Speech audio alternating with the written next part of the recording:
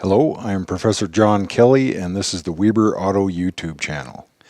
This week is Ford Hybrid and Electric Vehicle Week here in the Automotive Department at Weber State University, and we are going to be looking at three different topics in three different videos. We are going to start with the high voltage systems, the lithium-ion batteries that are used in these vehicles, and then move to the inverter and converter systems that are in these that drive the HF35 hybrid transaxle that's used in these vehicles. So let's get started with our three different videos. Our first video here is the high voltage battery. Okay, the battery we are going to work on in this video is from a 2014 Ford Fusion Hybrid. This is a 1.4 kilowatt hour lithium ion battery. We can actually see in through the air inlet holes here some of the lithium ion battery cells, and when we get the cover off, we can get a better look at it here. But on the outside of the battery, let's take a look at what components are here and what is serviceable, what are some of the service precautions, and so on. So this would be the front of the vehicle as the battery is mounted. We have what's called our service plug grip right here, this orange connector, and we are supposed to use high voltage gloves to remove that. We have over here an air inlet for our DC to DC converter that's built into this battery assembly, and it is serviceable. Up here we have our battery energy control module, which can be serviced separately. And then we have our high voltage battery junction block, which I'm not sure if that's able to be serviced separately or if it's only comes as part of the battery. And then we have the battery cells, two stacks of battery cells over here for a total of 281.2 volts of battery cells, and we'll take a look at that in more detail once we get the cover off. This is an air-cooled battery, so we have air being pulled in right here. There's a fan on the back that pulls the air through the battery cells and out. It also pulls air in through the front here of the DC to DC converter where it has cooling fins and pulls air through to cool it also. Over here on the other side of the battery, we have a battery vent. We'll take a look at that when we get the cover off here also. So, also we have a air inlet temperature sensor right here. This battery also has 6 temperature sensors built into it that are wired inside for monitoring the overall temperature of the battery. These battery cells heat up when they're being charged, like when you're decelerating, or if this was a plug-in hybrid and you're plugged into the wall and these would be charging up at that point. They also heat up when they are providing current to the inverter assembly to drive the HF35 transaxle, the hybrid transaxle, or also to provide current to the DC to DC converter over here, where we have a 14.5 volt output to charge the 12 volt battery that the rest of the vehicle runs on. Now, before you remove the battery from the vehicle, if you're going to change it, or if you're going to change the inverter assembly that Ford calls the secondary onboard diagnostic control module C, or the TCM, or the hybrid vehicle control module. There's 3 different names I've come across for that inverter assembly up underneath the hood, but it gets fed DC high voltage power directly off of these 2 ports right here. And so we need to disable the high voltage system before we work on that. Also, before we do any work on the transmission or changing the transmission, we need to go through a disabling procedure. And a typical disabling procedure is to turn off the key or turn off the power button, disconnect the 12 volt battery, and then disconnect this service plug grip, as it's called. Now, the service plug grip has a warning right on it to use high voltage gloves.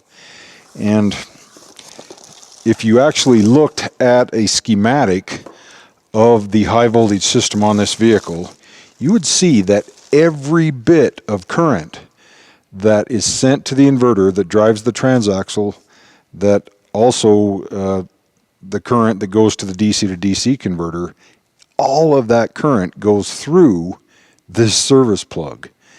And there's a fuse inside of this, typically somewhere between 100 amps and 200 amps, depending on the vehicle.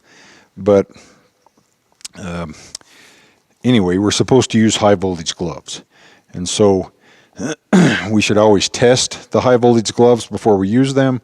We just pinch them at the top and then roll them up, make them hold air, listen for leaks, look for cracks, look for any cuts before you use them. And of course, you've got to test both gloves.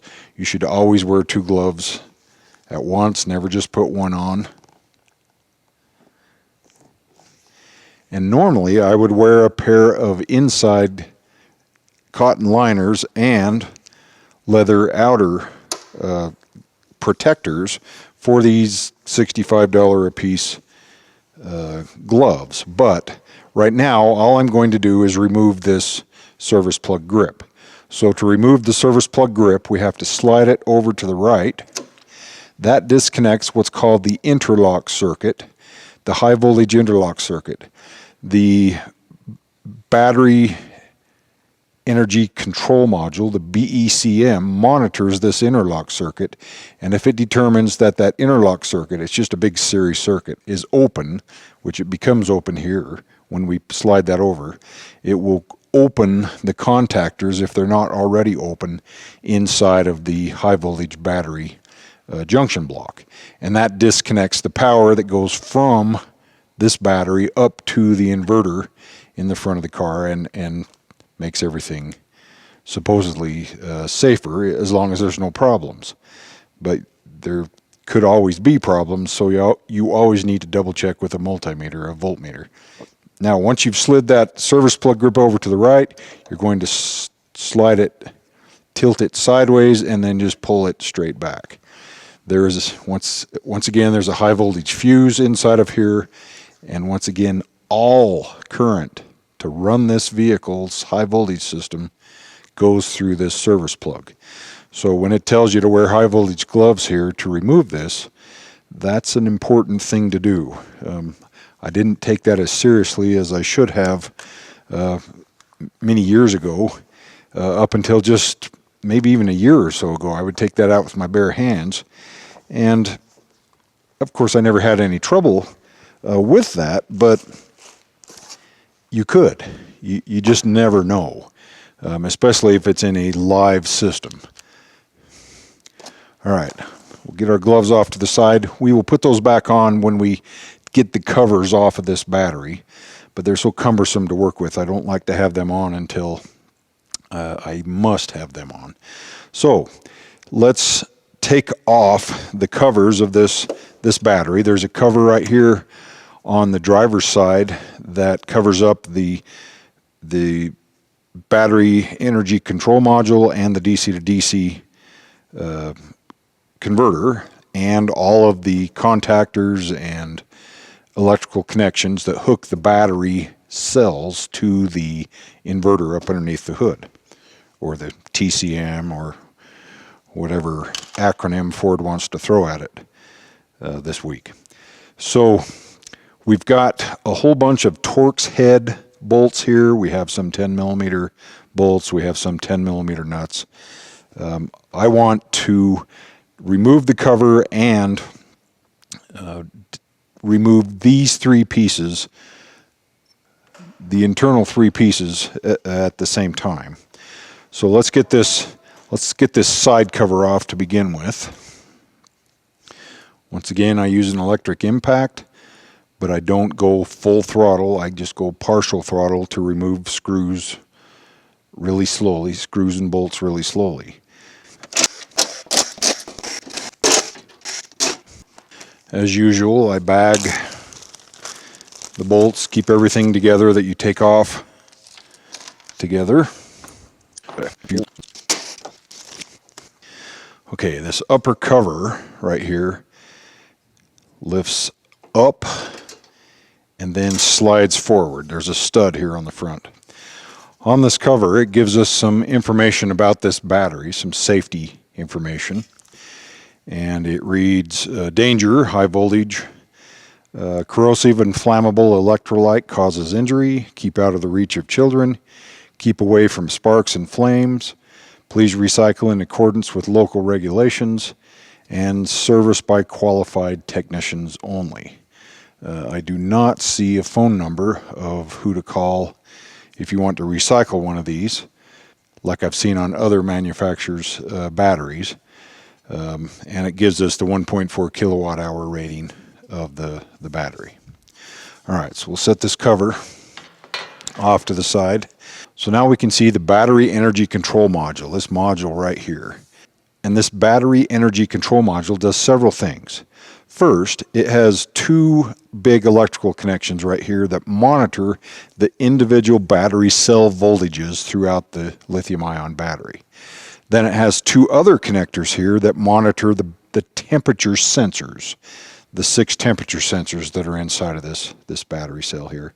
And then we have another electrical connection right there where the BECM, the battery energy control module, controls the DC to DC converter down here below it.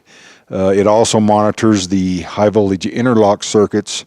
It monitors the current sensors. There's current sensors that measure how much current this battery is sourcing and receiving.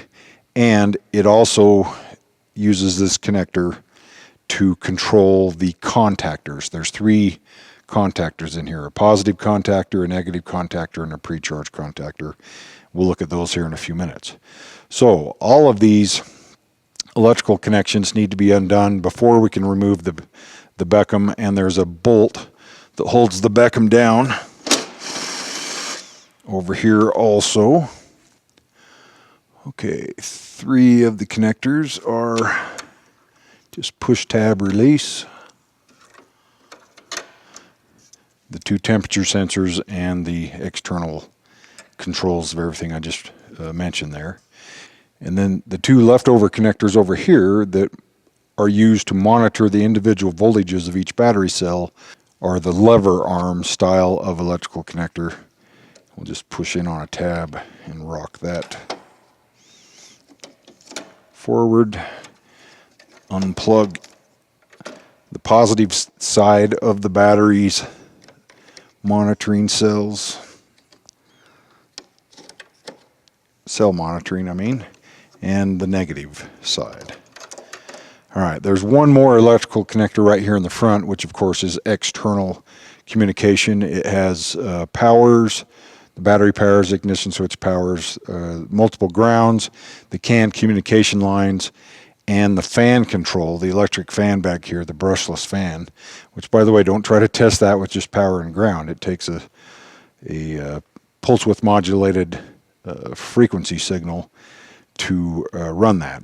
So now we can lift up and out the battery energy control module, the BECM. It does have a label on it that tells us scrap if dropped. So obviously don't drop it. I'm not sure what other than just a regular circuit board would be damaged if you dropped it, but anyway, be careful with that. So we'll set that off to the side. Now the next thing we can see down inside of here is the DC to DC converter, but we can't disconnect it without getting our high voltage gloves on because it has a high voltage connection here. And then our contactors and the battery junction block here also have high voltage. And so let me get my gloves on real quick. Okay, the high voltage gloves on, we can continue the disassembly process here. Right here in the front, there's a bracket that goes across that has our high voltage service grip connector in it. And so it has a interlock circuit, just a little 2-wire interlock circuit that will disconnect. And then it has a 40 millimeter Torx head bolt down inside that holds the electrical connector, the plastic part, to this bracket. All right, and we've got a couple of bolts. While we are disconnecting this front bracket, we're going to undo the side brackets here also. We will get the cooling fan off the back.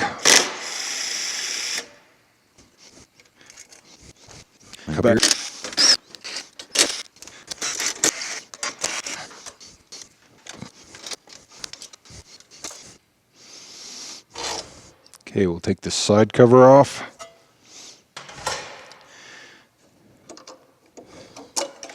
Then this front cover. Then the rear cover. Okay, now we can see this big assembly right here is the DC to DC converter. It has a stud right here that is our 14 volt output to our 12 volt battery, and this takes the place of an alternator on any other vehicle. There is no alternator on these hybrid vehicles like this. The smaller motor, the generator motor inside the HF35 transaxle, generates electrical power that charges the high voltage battery, that then feeds power to the DC to DC converter, that then feeds power to the 12 volt system and charges the 12 volt battery with 14 and a half volts. That's the same voltage as your alternator would put out on any other vehicle that was not a hybrid vehicle. Electric vehicles have the same DC to DC converter. All right, to remove the DC to DC converter, there are two high voltage connections right here in the back, and then we have 3 bolts holding it down and a nut, and then we've got a cooling vent back here. Remember where the cooling fan assembly here pulls air in through this passage here, through the DC to DC converter, and then through the battery on this passage here. And this is the brushless DC motor. And then it blows it out into the trunk area and out the little flapper doors to the outside of the vehicle. Okay, so let's take off the DC to DC converter electrical connections next, and then the bolts that hold it down. Okay, so right here's the positive and the negative 280. It says 288, but I'm wrong. It's 281.2 volts right there. I don't use an impact on anything that uses a captured nut screwed into plastic because it will break it. So 2 Torx head bolts for the DC to DC converter. Now, while we are here, let's grab this multimeter and just check to see if there's any voltage anywhere that we need to worry about for keeping the high voltage gloves on outside of the battery assembly itself. So let me flip this to DC volts. I've got a 12 volt battery over here that will test the meter, and the meter leads on first to make sure that it's good. 12.72 volts, so we're good there to go with our meter and to trust our meter. So if we measure the voltage on these 2 terminals, I've got nothing, 5 millivolts. So we're safe there. However, the heavy orange cable coming out of this side of the battery is the negative cable off of the high voltage battery, and the big heavy one over there that goes to the service plug is the high voltage one for the positive side. So I'm going to keep my gloves on. All right, let's take this vent off.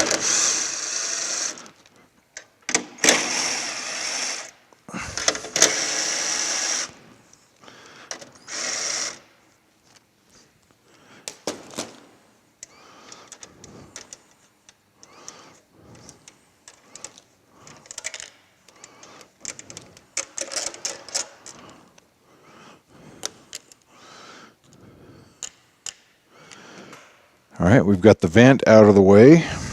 Let's take off the remaining 3 bolts that hold the DC to DC converter down. Got 2 in the front here.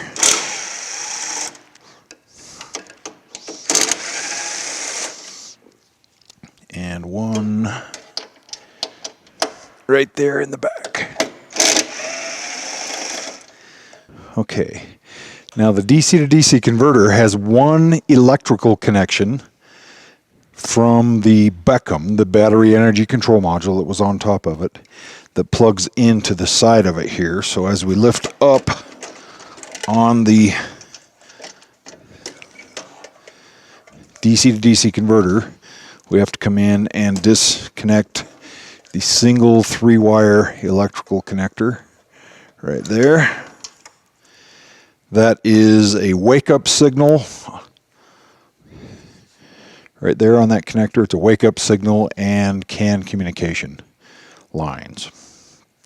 All right, DC to DC converter, air-cooled. You can see the fins underneath here. Air is pulled this direction through the converter. We've got the single electrical connection here, for communication and wake up. We've got the DC high voltage input, and it's 281.2 volts, not the 288 I have listed on my label.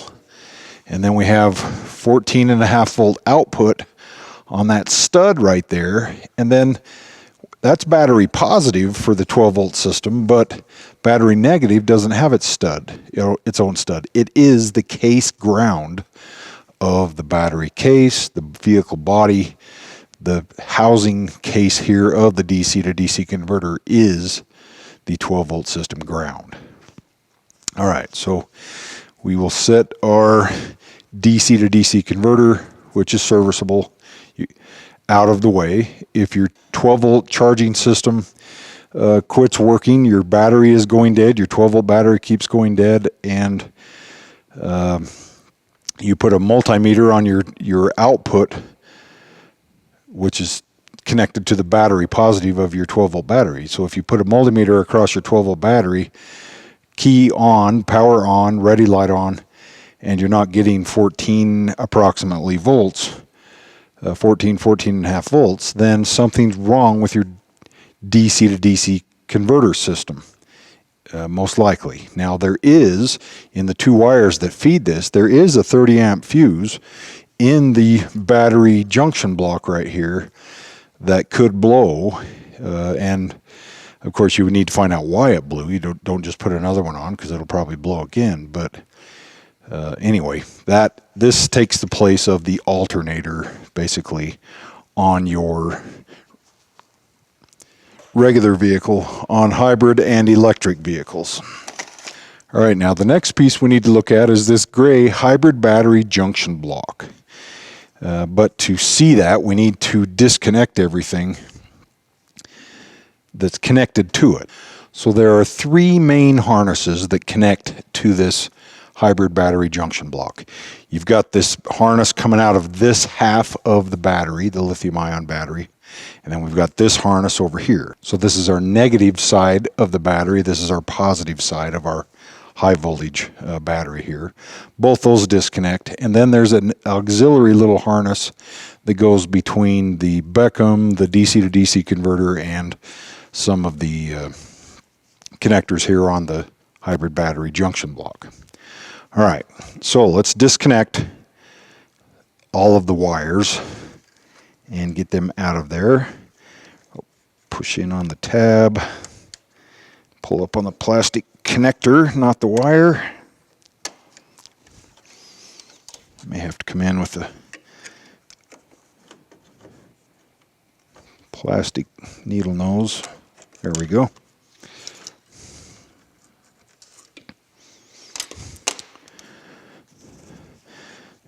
There's a couple of little push plastic tabs in there.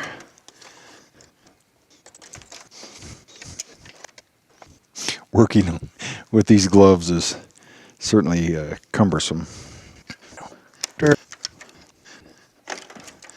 Our positive high voltage connector. our negative high voltage connector.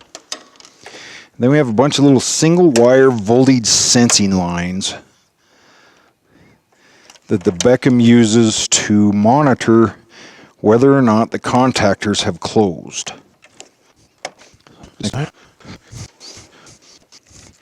We've got a current sensor over here that monitors how much current comes into and leaves the battery. Another voltage sense wire. Another plastic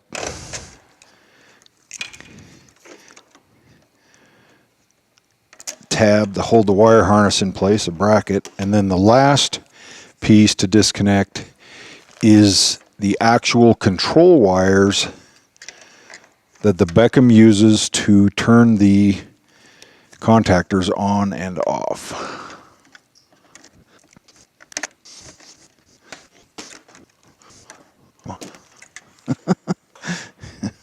I've got one stubborn connector left here. Our control wires.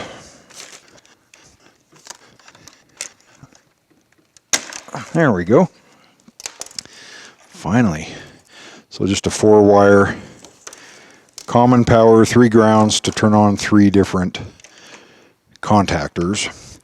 All right, then we've got 2 studs with 10mm nuts right over here, and then a bolt on the other side to get that junction block out of there.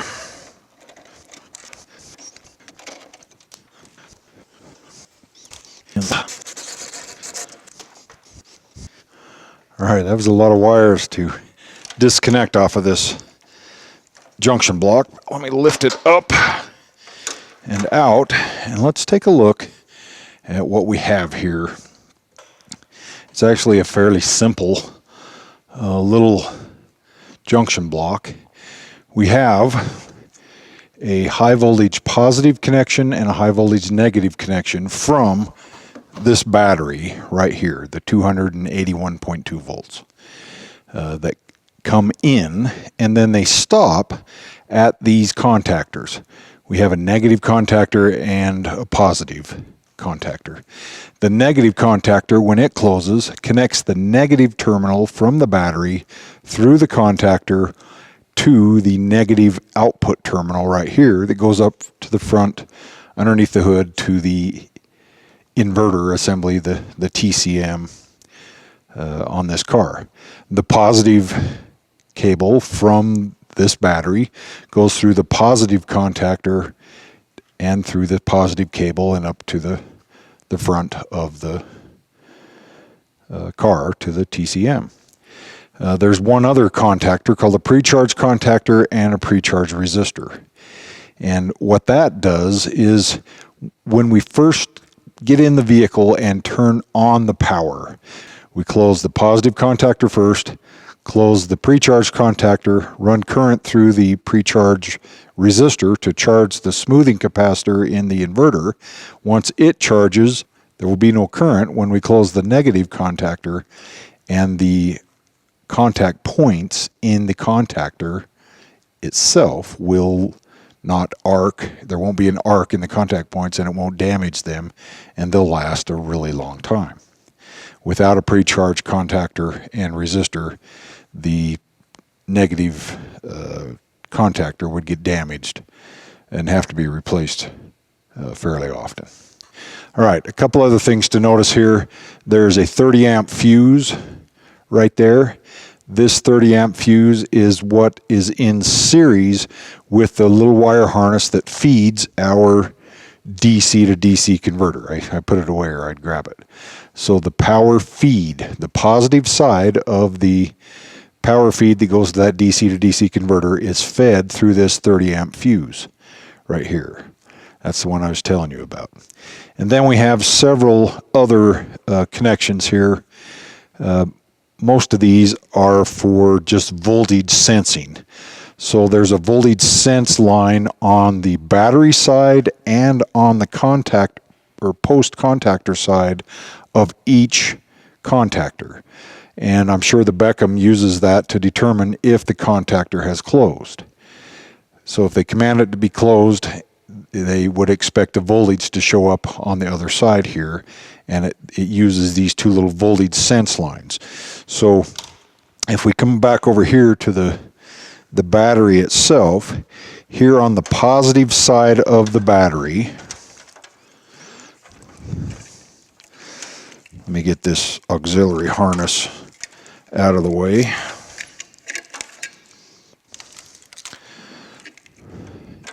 Get this. Okay, so this is the positive side of the lithium-ion battery stack. We've got the positive terminal right here. We've got our temperature sensor electrical connector. We've got our individual cell voltages electrical connector. But then we have these two little single wire connectors. One of them goes on the battery side of the contactor. The other one goes on the inverter side of the contactor to make sure that when it's commanded closed, that it receives a voltage. It sees a voltage on that line indicating that the contactor did close. It's just a feedback for the BECM. On the negative side of the battery, we have our negative high voltage heavy orange cable here.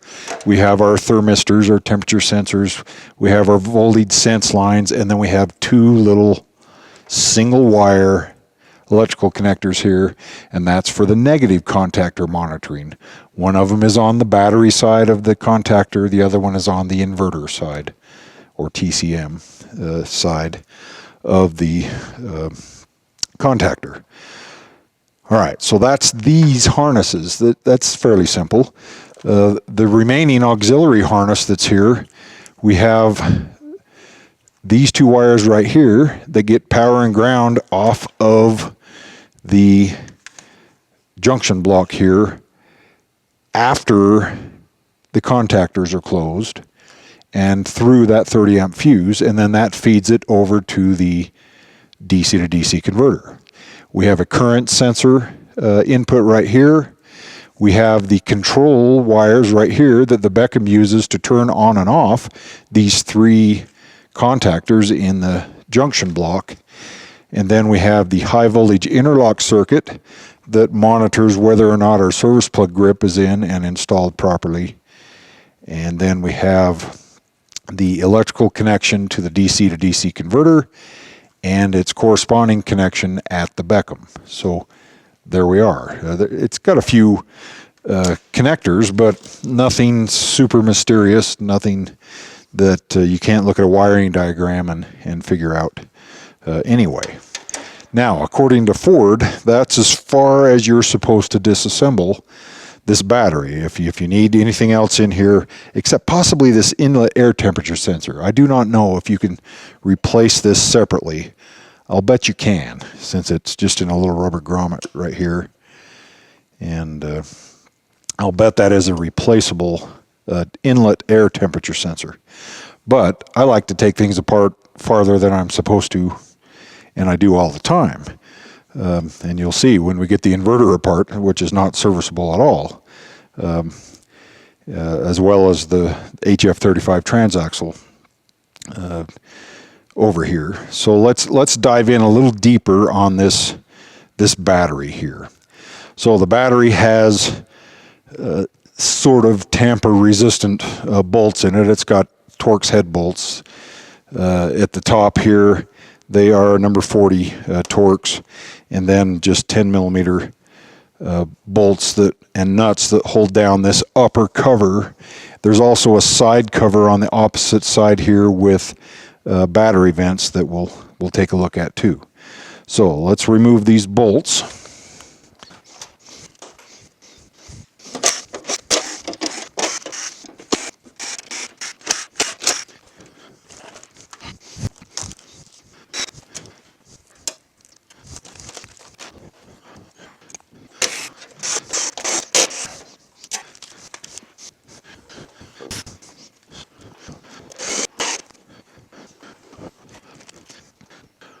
Okay, now we've got all the bolts out of the cover. We can lift up on the cover It's got a few studs that'll give us a little bit of a challenge to get up and over.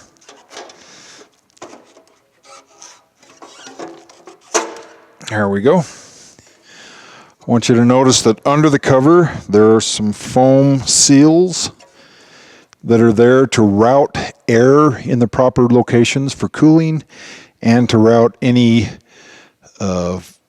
fumes from the battery out the vents. Here is our inlet air temperature sensor right here. Okay, everything else you see here is not serviceable. However, it's fun to look at the components that are involved anyway. So we've got our temperature sensors and our high voltage sensing lines that come in under these caps, these orange caps right here. We also have individual voltage connections on each cell down inside under these caps on the outside. So we've got two orange rows of caps. The outside set of caps are the studs with the nuts on them for each cell. So there's two rows of studs and nuts, and then the inside ones are the temperature sensors and the voltage sensing lines. Now, these little studs with nuts, I didn't notice until I tried to disassemble the battery even farther, as in remove the cells from the battery tray. There's a crossover connection back here that I wanted to undo because we have two lithium-ion battery stacks. There are 38 individual cells in here. Each cell has 3.7 volts optimal, which gives us 140.6 volts per battery stack. This is our positive battery stack. This is our negative battery stack. But the positive stack has a positive side and a negative side, and its negative side is connected to the positive side of the negative stack, who has a negative terminal down here. So it's just like two flashlight batteries connected together, positive to negative, negative to positive. So I go to undo that, and I notice that the nuts that are on these studs are just little tiny, and they appear to be a 12-point or a triple square type anti-tamper nut. And with all the tools I have, I do not have a socket that'll fit that. So I cannot disconnect any of this or remove this any farther. But I can open these caps up and we can take some voltage readings internally. So I've got the cap open back here that connects this battery stack negative cell, the very last cell, to the first battery cap cell over here. And if I open this cap right here, we can go straight across cell to cell.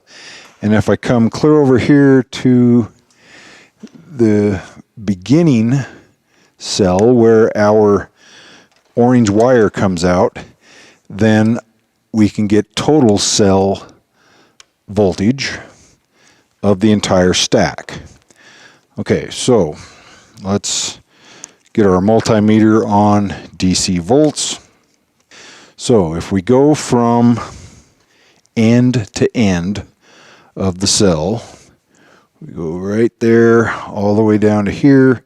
That is our total cell voltage, and I'm getting 139.3 volts. 139.3.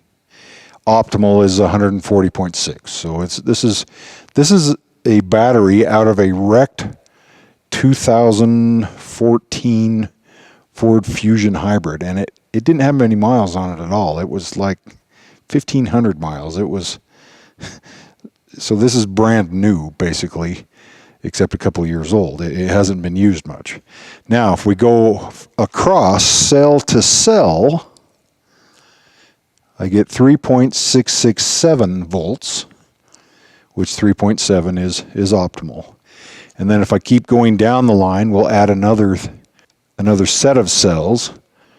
So that would be 3 cells we're adding together at 3.667 volts each, giving us 11 volts, 18.3, 25.6, 33, 40, 47, 54, 62, 69, 77, 84, 91, 99, 106, 113, 121, 128, 135, and finally 139.3. So all of these cells, and these were packs of 2 that I was measuring, so 7.4 volts a piece, are aligned, positive, negative, positive, negative, positive, negative. It's like a whole bunch of flashlight batteries. Well, how many? 38 in a row here, except they were 3.7 volts each, and then another 38 cells over there. So 76 cells total, giving us 281.2 volts if each cell has 3.7 volts. Okay, now over here on the other side is the battery vent. And if you look right here, you can see that the vent tube comes down and it goes actually through a hole in the floor. This is right behind the back seat. Let's see, the back seat cushion would be right here. So this goes through a hole in the floor behind the back seat and would vent any fumes out the back there. So let's take a look at the vent. I'll turn the battery pack around here so you can see it. Use wooden blocks to keep it level. So right here we have a vent tube from our negative stack and a vent tube from our positive stack, and here's the side cover of the battery assembly itself. So that is the Ford Fusion Hybrid, the 2014 Ford Fusion Hybrid, but this is 2013 through 2016. I don't know what they did different in 2017, if anything. I've heard the transaxle is different, but I don't know if the battery is any larger or stronger, higher capacity, or what other changes were made. And maybe if you guys know, you can put it in the comment box below what differences there took place in 2017 Ford Fusion Hybrid and Fusion Hybrid, or Fusion Energy, the plug-in hybrid. Okay, that's it for the hybrid battery. Our next video will look at what this battery connects to up in front of the vehicle, the inverter assembly. So watch that video next. Thank you for watching.